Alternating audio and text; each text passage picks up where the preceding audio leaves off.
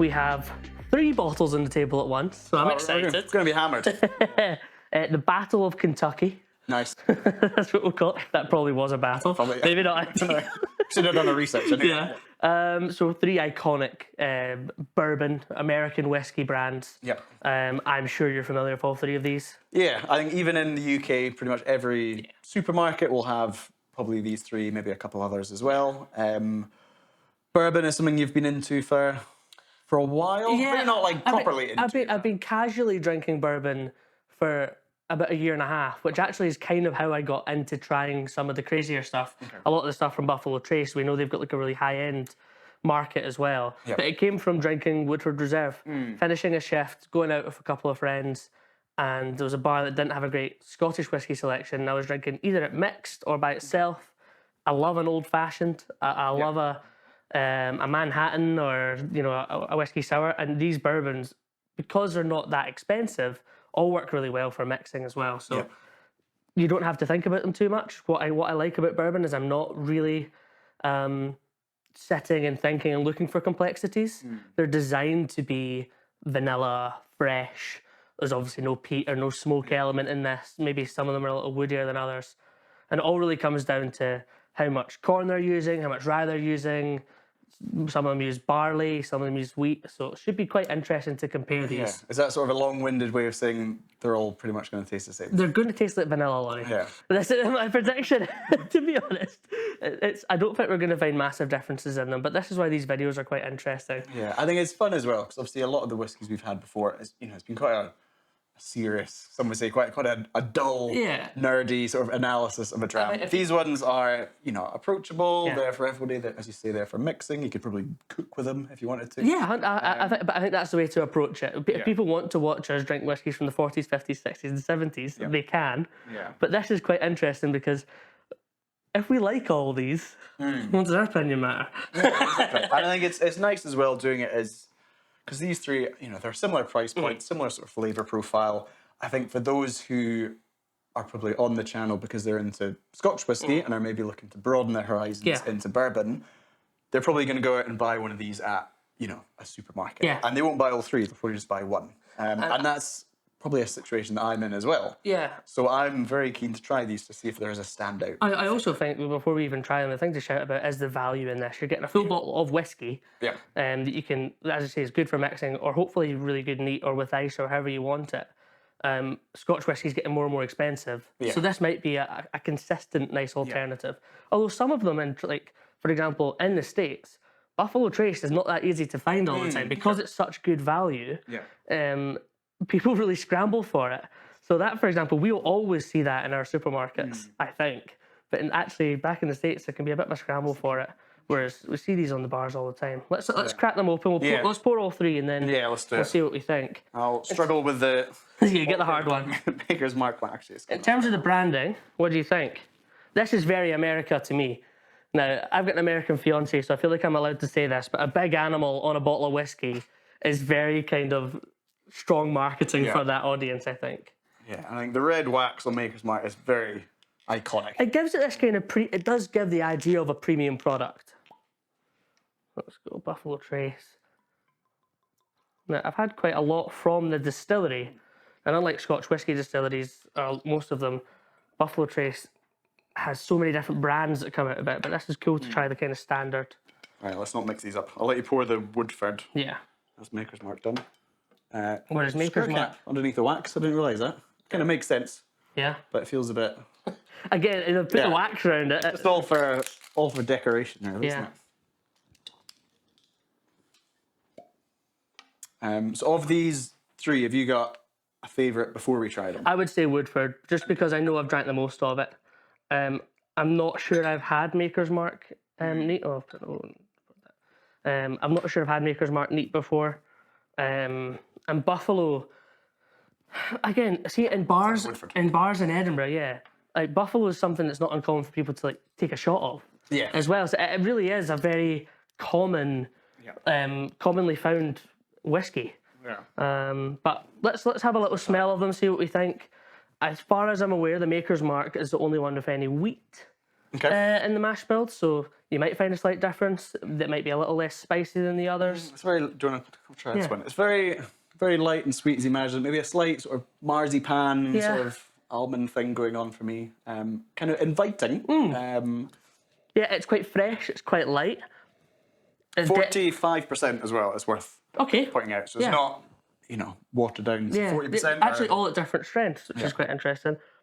No, I'm with you. I like the nose. It's not an overwhelming punch of vanilla, actually. It is quite fresh. Should we compare that with the nose of Woodford? Sort of making up the structure as we go along, but that's the Bevvy way. So this one here is bottled 43.2%. Okay. So a little bit more generous on the strength. Smells a bit more like soft oak. Smells a bit more substantial. Yeah, absolutely. Maker's Mark. For me, that's unapologetic vanilla, almost artificial vanilla, which I quite like. Yeah. Smells more like a single malt. You can kind of smell the depth. Yeah, you can almost smell there's more body to it. Yeah. And then Buffalo 40%, so minimum strength. And this is generally the cheapest of the three as well. Yeah, absolutely. Maybe a slight disadvantage. Yeah, perhaps. Strength-wise as well. Not as immediately sweet on the nose. Almost a little bit of kind of pencil shavings. Okay. There is some sweetness. It is still light. It's very muted at first. The second smell, I got a little bit. It's very. I think if you gave that to me, like genuinely blind, like I had a blindfold on, I'd be like, "You've not put whiskey in the glass." Yeah, there really isn't much there. Yeah, nothing. So from the nose, Woodford's what's impressed me the most. I think. I think Maker's Mark could be a dark horse. Yeah. I think with a higher strength, it might be more to our taste as well. So have a little taste of what you think. I think there is these brands being so consistent as well and readily available for the mass market. It is a great advertisement for American whiskey, all three of them. What do you think? Yeah, Maker's Mark. I enjoyed the nose. Enjoyed the mouthfeel as well. For me, the finish kind of turns maybe slightly bitter. Wasn't as sort of kind of fresh and sweet and vanilla-y as I was perhaps hoping for. A little bit more wood and almost spice. I don't think the spice is from alcohol or because it's youthful. These will all be quite young. Yeah. I suppose bourbon doesn't really need to be that old. But I'm with you. It's not actually overly sweet on the finish. There's a little bit of kind of wood, a little bit of kind of savoury notes in there. The nose and the palate are quite different. Yeah. Woodford. That's the outstanding nose to me straight away. Although I maybe was biased.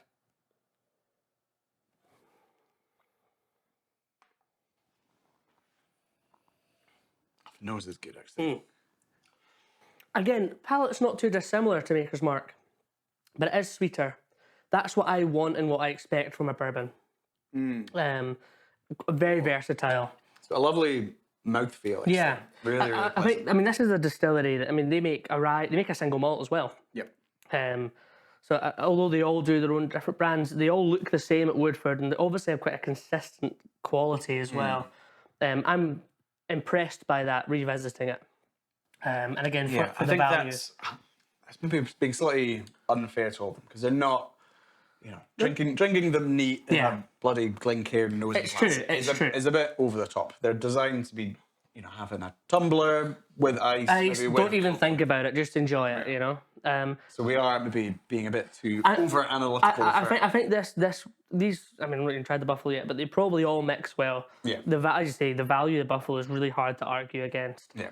But I could sip the Woodford as it is, and put it in a big tumbler and not really think about it and just. Yeah, I think when we're sort of analysing whiskies like this, part of it is that flexibility as well. So if you are in the mood just to have something neat, you want something that's palatable and pleasant. Yeah. Woodford, I think, ticks that box. Maker's Mark for me just didn't quite hit the spot. It's kind of a little bit disappointing. How does Buffalo? The palate's really nice. That is actually better than. There's more going on than the nose initially presents. Yeah, I mean these are whiskies that also you've got to think where they're made, where they're drank, and in a hotter climate as well. If it's the summer, a lot of people aren't drinking whiskey. Having a highball or a whiskey cocktail with these, as I mentioned before, they're kind of perfect for it. Yeah. Trying them in isolation, none of them are bad. No, they're all, yeah, as you say, for what, 20, 25 pounds a bottle? Great. Maybe slightly more. Very, very good value. I think, yeah, in terms of sippability, Woodford's the winner for me. Woodford's the winner for me. I'd say close second place. Honestly, I like the palate of both of them for me.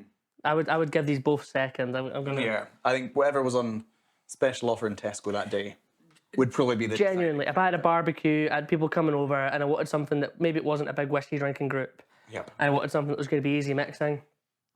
All three of these would be appropriate. Yeah. Happy with all of them. But yeah, I think those coming to bourbon perhaps from a whiskey background, Woodford is an impressive start for a core range, sort of entry level. Totally agree. Totally agree. But yeah, as we said, three good bourbons, nothing wrong with it, all good value. Yeah. But for us, Woodford maybe Maybe not head and shoulders above the other two, but a comfortable. It impressed me. It impressed me by itself, which says a lot. But three big brands from Kentucky, and actually you can kind of see why. Yeah, yeah. Good quality, very consistent, and good value. So, excellent. Yeah, we'll do a random cheers of a random glass. Cheers. If you've enjoyed this video, don't forget to like and subscribe for more Bevvy content. We want to hear what you think, your best whiskey experiences, the whiskies you want to try. It's a really exciting journey we're on, so make sure to join us. Download the Bevvy app on Google Play and App Store to keep track of your whiskey journey, connect with your whiskey friends, keep track of your favourites, anything you could ever want to do with whiskey, all in one place. It's the definitive whiskey companion.